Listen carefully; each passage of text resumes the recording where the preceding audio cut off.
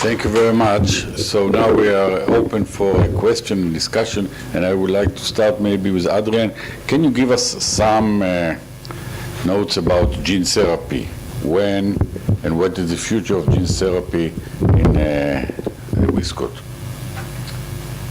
Yeah, I'll do this without slides.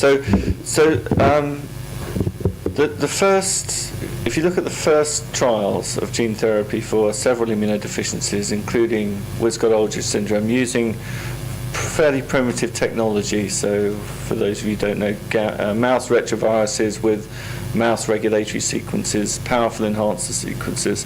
In all of those studies, proof of principle that the immunological reconstitution can occur, and the majority of patients who otherwise would have received a haploidentical transplant, the majority of patients have done very well. So for X-linked SCID, for example, then 19 out of 20 patients in the first 2 trials are alive at our centre.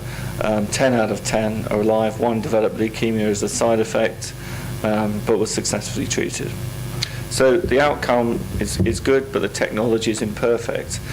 So I think the development of leukemia in the Wiskott trial was not unexpected, given that the technology was old technology, the doses of cells that were administered to those patients were extremely high, and the copy number of vector within those cells was also extremely high, and probably not something that many of us would advocate. So it's unfortunate, but we move on.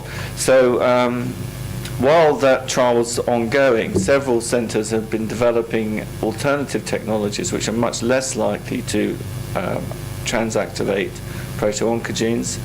So current trials which are ongoing in Paris, London, and Boston and Milan are using a lentiviral vector which with physiological regulatory sequences to regulate the Wiskott-Aldrich syndrome protein transgene. And the initial data from the first few patients treated in Milan and Paris shows good recovery of immunity in WAS patients. Now, clearly, it's early days.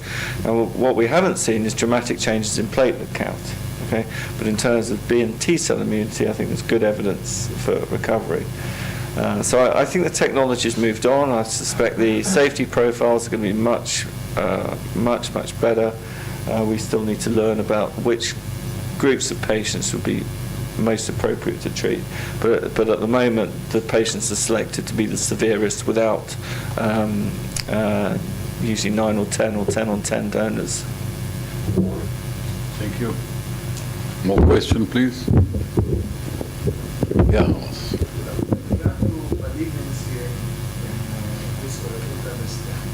Show the slide showing that there is a 4% lifetime malignancy for people, but the other malignancies are 45%. That's a normal thing.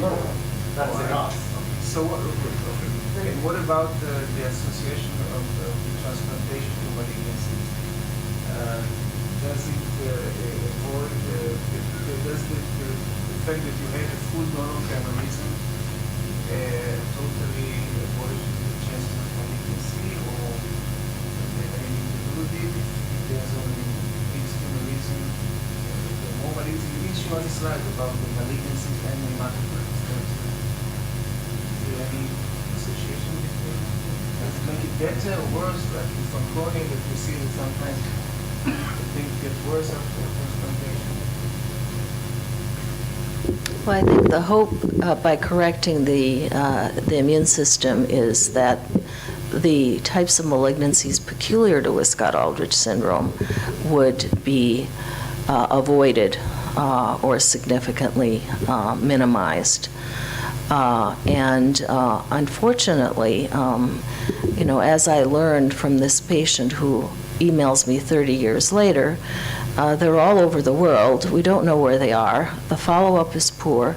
I would hope that if there was a bad outcome, we'd hear about it, but at least our follow-up experience is very poor. So I can't give you a defined answer. But obviously, there are many other different kinds of malignancies, and we wouldn't expect the likelihood of those to be less. In fact, perhaps because of the chemotherapy, they could be somewhat more. But the types of lymphoproliferative malignancies that are peculiar to Wiskott-Aldrich syndrome, I have not heard of any occurring following a well-engrafted transplant. I don't know if you know of any.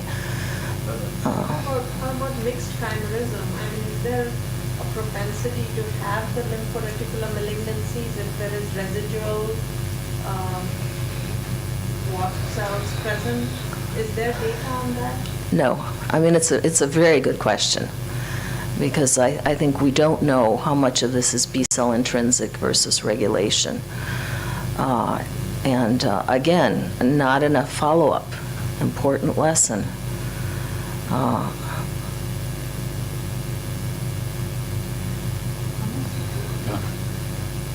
the time when Professor Fisher presented his data about the gamma-C gene therapy, he emphasized that one of the reasons this therapy is viable is that because the gamma-C transplanted cells have a survival edge over the non-gamma-C, the regular cell. Do the wasp transplanted cells have to survive? Yes. The answer is yes. Then you would be able to do the other one. Well, Yeah, so the little flow cytometry figure that I showed, I didn't have enough time to really explain it, but this was an instructive case to your question, because this patient had had a cord blood transplant following reduced intensity conditioning for Wiskott-Aldrich syndrome, and at about 6 weeks post-transplant was found to have only 26% total donor chimerism. And the institution that had done the transplant very quickly wanted to get rid of the patient, and since the patient lived in Ohio, they came to us for follow-up, and then over the months, we just watched as the chimerism rose in all of the lineages. It's been relatively gradual, but I think that speaks to the point. Okay. So thank you again, Adrian and Lisa, for coming and sharing with us your experience. I think it was a wonderful experience for us, and I thank all of the participants, and Shabbat Shalom.